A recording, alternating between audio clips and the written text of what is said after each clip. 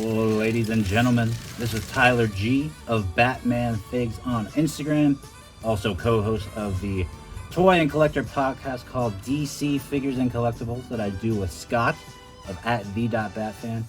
And right now I got new figures from the McFarlane Multiverse line. You can see one of them right in front of you.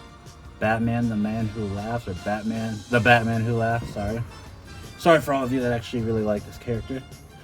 I don't know too much about him outside of, just the first part of his story. When it was first getting big. So here's the box, comes with a card in there, comes with a stand. And I like looking at, it's cool seeing the old style comics they have lining the box. So kudos to them.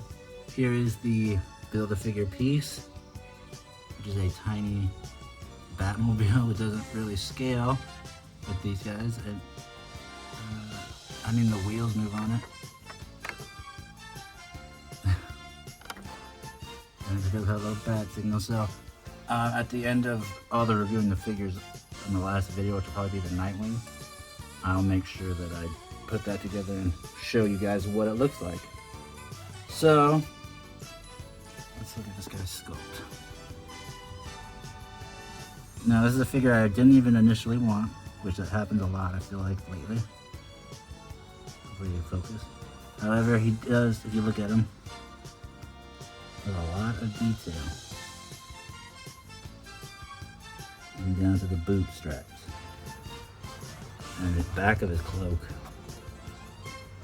They don't skimp on you either, just because it's the back of the figure.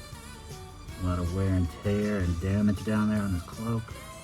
Look at all the folds, even little staples and zippers and stuff, whatever it is. But you could see it, they put a lot of detail into it, which that's going to be the running theme of today's video with these figures. So, how does he articulate? Well, if we look at the box, I've already shown you. I do like it right at the top. Show you 22 points of moving parts. Points articulate. So, sorry for everyone listening with headphones. Alright, articulation. Oh, he comes with these accessories. You see, one's like a regular big scythe knife, and one's more like a pickaxe style. And they have a lot of detail too. I don't want to gloss over that because it actually looks like it has some dried blood stains on there, believe it or not. You can see some nicks. So McFarlane's not opposed to being gritty, especially with some of those old Spawn figures. Just dead bodies and stuff. So I do like that this has a gritty feel to it. It looks like it has blood stains in terms of articulation. Let's take a look, folks. He has arms that go that high, which is over 90. At least from my angle. He can rotate. He has a cut up here, a joint. He has double articulated elbows. So you can't move a swivel at the elbow, but he has a upper bicep cut, I would say. There's the ball joint for the wrist. You can move up and down and rotate. See how much movement. You basically close up the whole elbow with the double joint. And will his tunic ruin the double articulated knee? No, you can still move it. Look at all the detail on that shoe, it's crazy. He has the same style ball joint on the wrist, on the ankle of the foot. And this, the head's actually pretty spiky. So be careful. I'm afraid to move his head, but he does have some movement. And his little collar doesn't seem to bother it. So I just don't want to move too much. I'm afraid of ruining one of these little spikes. Kind of get a good close to the teeth. But he also, no, it doesn't look like it. If you look at his waist, you're like, okay, does he have a waist rotation or waist ab crunch? He can, but it sounds like it's gonna break. and you can actually move forward and back a little. So it's not much, but it's there, and it does sound like it's gonna break. It has like a ratchet sound at the waist. So I think overall it's a great figure. It's the first time this figure's been made outside of People's Customs, and I believe that even Hot Toys hasn't attempted to make it yet. So it is going to be a collector's edition, or a big collector's item, since it's its first ink. Set it all up and you can't even see it. Right, he does have really big feet, so the boots allow better posability. Now I'm going to do some size comparison with not only the recent McFarlane figures from this wave. So here's back row, early sneak peek. Down he goes. Come on. So it looks like she's a little smaller, which is good. Here's the Superman from the previous wave. Get him without falling. That's the thing, is their joints are never smooth. They always have like a ratchet or a gear feel. So it's never a smooth pose. You gotta ratchet it into the gear. And as you can see, if you have like an extreme sets, which this would be similar to an extreme sets floor, it's gonna just be an absolute nightmare. Which thankfully, I forgot to show it.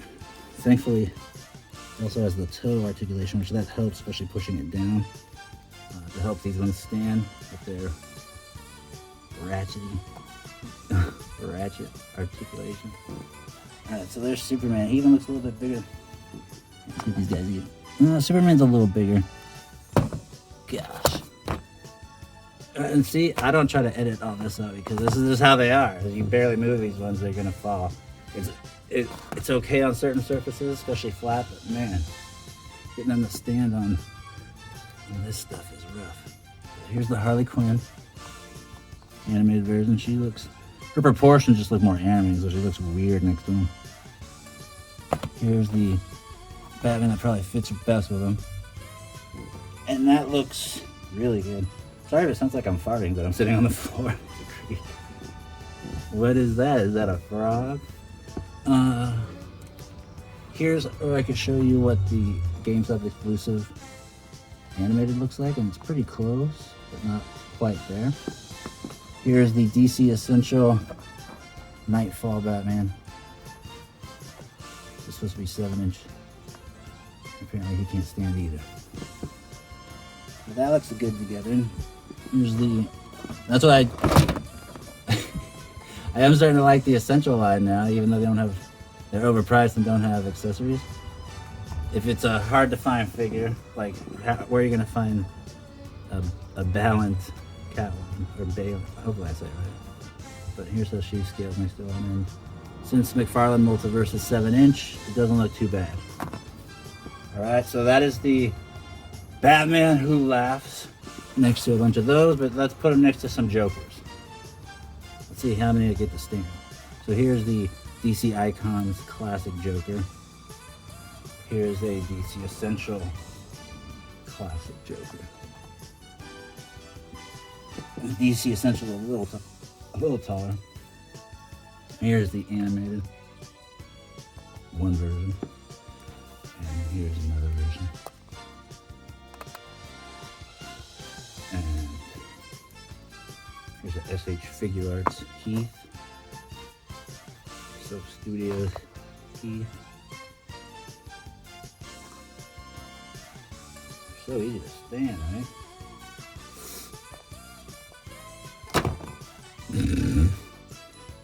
All right, so you get the point. You see that he is a bigger scaled figure. So if you already are collecting DC Essentials, you're ahead of the game in terms of scaling with your new McFarlane Multiverse. But so far they look like they fit in pretty well with everyone else. They're lining up correctly and in scale, except for the animated stuff. Those proportions, of course, are not very human or realistic, obviously, because they're animated. So the Harley has a way bigger head when you look at it compared to her, but when you have like a Batgirl, which she'll be next, she looks perfect. I really like this backer. I'm looking forward to reviewing her and taking photos of her. So if you want to see photos of him, you can see it at Batman Figs, Batman Figs, and I'll have pictures of him up there. And hopefully you enjoyed this. If you did, like, subscribe, ring that bell if you know what that means. All right, talk to you soon.